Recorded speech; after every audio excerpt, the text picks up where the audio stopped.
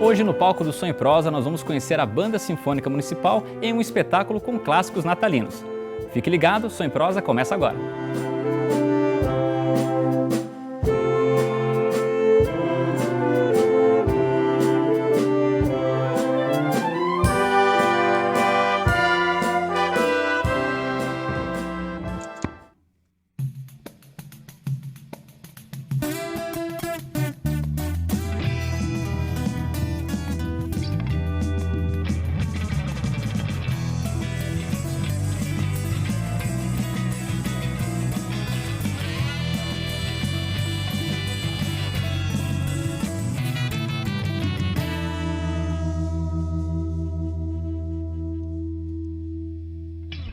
Som e Prosa no ar. Hoje a gente está recebendo aqui a Banda Sinfônica Municipal, sob a regência do maestro André Souza. Tudo bem? Tudo Tranquilo? bem. Flautista também, Luiz Marcelo, tudo bem? Tudo ótimo. Hoje vocês estão trazendo um repertório muito especial para a gente aqui, né? Comemorando aí o Natal, né? Com um repertório natalino, né? Mas antes da gente entrar para falar um pouco mais desse repertório que vocês estão trazendo, eu queria conhecer um pouco mais desse projeto, na verdade, né? Que já existe há bastante tempo. E é interessante que Bauru mantém dois grandes projetos, né? A Banda Sinfônica Municipal, né? Que está hoje aqui com a gente, e a Orquestra Sinfônica Municipal também, né? O que difere esses dois projetos? Bom, primeiro eu quero dizer que Bauru é privilegiado mesmo, porque dois projetos dessa magnitude para jovens é uma coisa assim rara, são poucas prefeituras que têm a oportunidade de ter. E a diferença principal é a instrumentação, né? Uhum. A gente tem a banda que vem aqui hoje é composta praticamente 85, 90% de sopros. E depois temos só o contrabaixo, que é de cordas, e a percussão lá no fundo, que a percussão acaba sendo comum para as duas, né? E a orquestra já tem instrumentos de corda que predominam mais, que são os violinos, violas, violoncelos e o contrabaixo. Uhum. Eles predominam praticamente a instrumentação, tendo ali as madeiras em menor número e os metais em menor número também do que na banda. Entendi. Questão de repertório tem alguma diferença também? Tem um pouco. A produção de partituras originais para a banda já cresceu bastante agora. Uhum. Na verdade, no século XX e XXI, a produção da banda é até maior do que a produção para a orquestra. Só que a orquestra tem todos os períodos anteriores que tem muito repertório para ela, né? Então, o repertório clássico mesmo, assim, sinfônico, é mais direcionado para a orquestra. Tem produção também para sopros, inclusive, com grandes compositores produziram para sopros, o grupo sinfônico de sopros. Entendi. Mas a produção massiva mesmo foi para a orquestra, né? Entendi. Agora, falando da banda, né, até esse projeto que está hoje aqui com a gente, há quanto tempo existe esse projeto, a Banda Sinfônica Municipal? A banda existe há 14 anos, fizemos 14 anos agora em 2015. Nós começamos em 2001. Entendi. E vocês, uma coisa interessante é que vocês dois estão desde o início, né, do projeto. Começaram, né, na música ali na banda também, né? Até chegar como maestro, André? Sim, a gente começou, eu e o Luiz Marcelo começamos como alunos, depois eu fui para professor, ele também foi professor, uhum. E com a ida do Roberto para a Secretaria de Educação, que era o maestro titular na época, eu acabei assumindo a regência da banda há 4 anos mais ou menos. Para vocês, imagino que seja um motivo de muito orgulho, né? Ver começar, né, essa banda, né? E hoje o tamanho que ela tem, a importância que ela tem, inclusive, na cidade, né? Sim, realmente assim, a gente ama muito o projeto, né? É mais do que, não é um trabalho para nós, é uma paixão muito grande. A gente vai para vários lugares, toca em outras orquestras, faz aula, dá aula em outros lugares, mas o coração sempre está aqui, a gente sempre está voltando e bebendo aqui da nossa fonte aqui. Bacana. Agora, Luiz, você assume uma função também diferenciada na banda, né? Que é chamado de Spala, né? Isso. Queria que você explicasse pra gente o que é esse Spala, né? Qual que é a sua função dentro desse contexto aí da banda? Spala, a tradução de Spala é ombro, em italiano. Spala é ombro. Então, literalmente, isso é o ombro ali do maestro, o que ele precisa. Na verdade, a minha função é preparar a banda para o ensaio. Uhum. Então, a função do maestro ali é fazer a música realmente. Então, toda a questão de organização, o horário que os músicos têm que estar sentados, a afinação da orquestra tem que estar pronta para o maestro chegar e realmente fazer o ensaio. Então, essa é a minha função, de preparar os músicos, assim, como se fosse o ombro mesmo, o braço direito, assim. E não é uma coisa fácil não, porque vocês vieram com uma formação aqui que é até reduzida, né? São 25 que estão aqui, mas no geral, quantos músicos que tem na banda?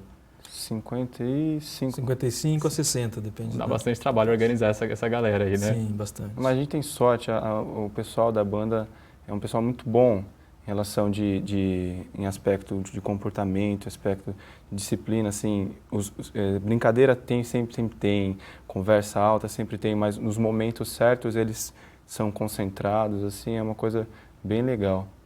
E para participar do projeto, como é que faz? A prefeitura abre inscrição? Como que funciona a seleção desses músicos e quem pode participar, né? A partir de que idade? Bom, todo ano a gente abre um curso preparatório para a banda e para a orquestra, né? Que é um curso comum para as duas. Então, a criança a partir de 11 anos podem se inscrever, de 11 a 15, geralmente sem conhecimento musical. E a partir de 15 até 18 ali, com conhecimento musical, pode também tentar fazer uma prova prática. Mas a gente tem um curso preparatório, então, de 11 a 15, onde eles participam de uma aula de teoria e aula de instrumento e se preparam para serem avaliados para entrar na banda e na orquestra como bolsistas. Legal. Fechando esse primeiro bloco, o que vocês separaram de música para tocar, né? Voltando a esse repertório natalino que vocês estão trazendo hoje aqui para a gente? Bom, a gente abre com Noite Feliz, que é uma das canções mais conhecidas no Natal, né? O arranjo, inclusive, é do maestro da orquestra, o maestro Paulo Marcos Gomes Pereira, ele que escreveu o arranjo especialmente para a banda.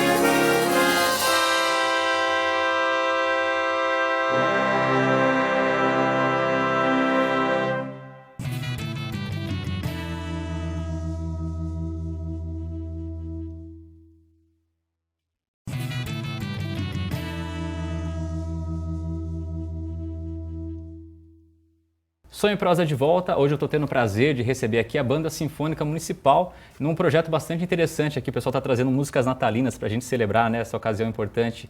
E eu queria retomar, a gente estava conversando no Bloco 1 sobre a questão da participação da banda, né, os jovens, como é que fazem para participar. E eu queria discutir com vocês os benefícios até da formação musical, né? A gente tem desde 2011 já uma lei que regulamenta, né, o ensino de música nas escolas, até por se entender a importância, né, da música, né? Então, como uma maneira de aumentar a concentração dos jovens, né, de desenvolver a lógica também. E aí no caso da banda municipal, né, um grupo tão grande aí com mais de 50 integrantes, tem toda essa questão de organização, de disciplina também, né? No ponto de vista de vocês aí, quais são os benefícios, né, de se participar de um projeto tão grande como esse? Bom, É até bom a gente conversar um pouco, porque a minha formação e a do Luiz é exatamente a educação musical, né? A gente trabalha com a música prática agora, com o fazer musical, mas também temos a questão da educação musical. E com certeza a diferença que você vê nos jovens que estudam música é muito grande com relação a muitos que não estudam música, né? Porque é o que você falou perfeitamente, a questão de disciplina, a questão dele saber que ele tem que estudar o instrumento, não é uma opção, você não tem opção de você ter atalhos para você conseguir chegar na técnica, você tem que estudar. Então, muita disciplina individual, muita disciplina, e também a disciplina coletiva, onde você tem que respeitar a hierarquia. Na banda existe uma hierarquia, o Luiz é a Spala, todos os naipes têm seu chefe de naipe, que são os líderes de cada sessão, e tem o regente, tem o inspetor de alunos, então assim, de alunos e inspetor de músicos, no caso, né? Então, assim, a disciplina coletiva também é muito importante, respeitar a hierarquia. E a questão cognitiva deles, que com certeza muda bastante, né? A música mexe com toda a cognição das pessoas. Tem estudos que dizem que até a parte do cérebro é alterada, que parte da música. Não só a questão da inteligência logos e matemática, mas em tantas outras, como questão de expressão, questão dos afetos, a questão da própria relação interpessoal, intrapessoal também, que é muito importante, que a música tem esse poder de por si só. Assim, o estudo da música, ela não é nada específico na música que você trabalha para trabalhar tal coisa. Ela por si só, ela tem esse poder de engrandecer o ser humano por si, sabe? Tem até uma área de estudo muito interessante que é justamente a ideia de terapia musical, né? Então, se trabalhar com a música assim para tentar até ajudar na questão, né, desenvolvimento dos sentimentos, se conhecer, né, um autoconhecimento até, né? É muito interessante, né? Eu queria mudar de assunto agora, voltar à questão do repertório que vocês estão trazendo hoje, a questão das músicas natalinas. Boa parte dessas músicas que se tocam até hoje, na verdade, foram compostas há bastante tempo, né? Eu queria que vocês comentassem sobre isso. É interessante porque as músicas natalinas, as mais tocadas são sempre as mesmas, mas assim, são incríveis e mexem com a gente toda vez, todo ano, né? Todo Natal que chega, ela mexe com a gente. Essa, por exemplo, que nós tocamos no bloco 1, que é a Noite Feliz, que foi composta pelos padres na Áustria e na Alemanha lá. E eles, na verdade, compuseram numa cidadezinha pequenininha e nunca imaginavam que iria perdurar por tanto tempo, acho, né? Então, alcançar tantas pessoas, tantos países, né? E mexer com tanta gente nessa época de Natal.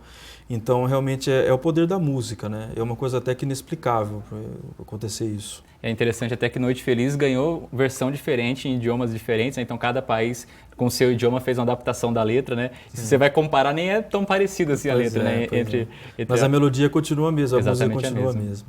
Isso que é muito interessante, é meio que inexplicável, porque se você pegar para analisar, é uma melodia até simples, mas é uma coisa que dura e eu acredito que vai durar para sempre, para a eternidade. Legal. Para encerrar esse bloco, que música vocês vão tocar? A gente toca Carol of the Drum, que é a melodia, ela é uma melodia da República Tcheca, tradicional, mas uma compositora americana que adaptou ela e fez ficar famosa também como canção de Natal. No século XX, o começo do século XX ali também.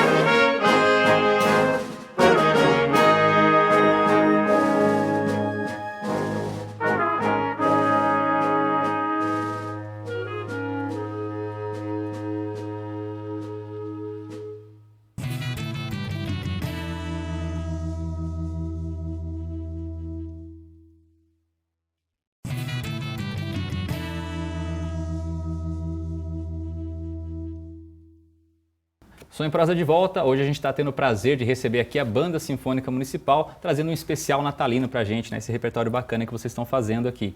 Uma coisa muito bacana também desse repertório natalino, né? Vocês falaram no bloco passado, que são melodias simples, né? E a maior parte delas foram compostas já há bastante tempo, né? Então eu queria perguntar para vocês, o que essas músicas têm de tão especial que perduram até os dias de hoje? Todo Natal ainda a gente tem essas mesmas músicas.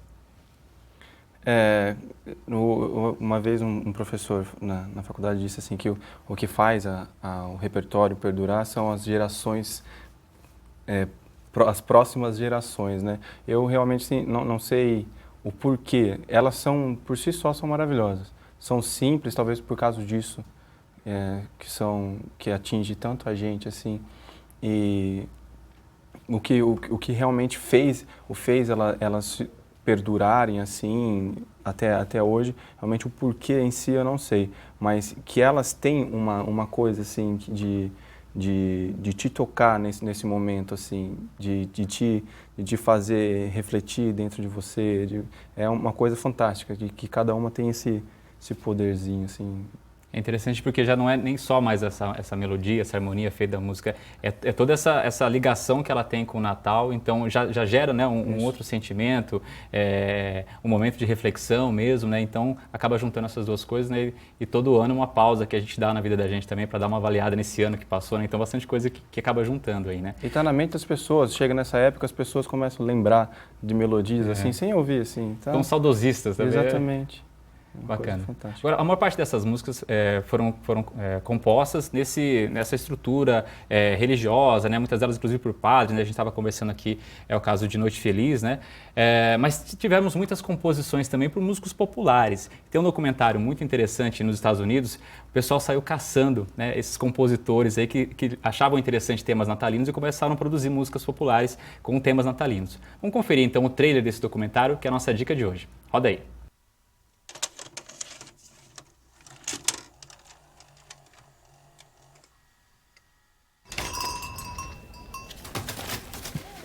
Am I okay to pop out my little portable and just check out that scratch? Got any holiday music, 45, some Christmas stuff? I'm gonna burn through this stack and then we're gonna just go talk to somebody because there's clearly another section they're not letting me have access to.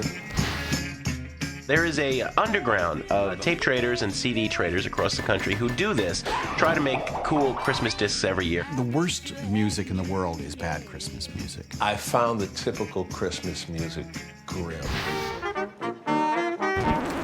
So I thought I'd start making a soundtrack to get myself through the holidays.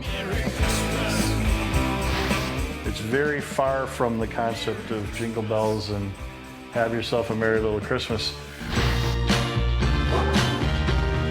Christmas, you can love it or hate it, but you can't really ignore it. The music and the memories pierces that pathway. Of course it's powerful. Who wants to acknowledge to people that you love Christmas music? He's got an obsession, all right?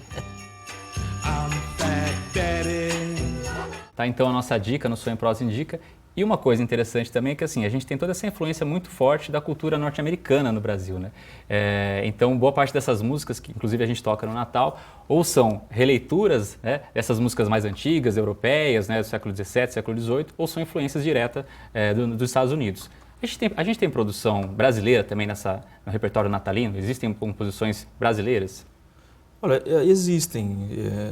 Não são tão conhecidas, se a gente parar para pensar, mas existem produções. Acho que todo compositor, assim, todo país, nos seus compositores, sempre tem aquela ânsia de registrar esse momento, de tentar expressar esse momento.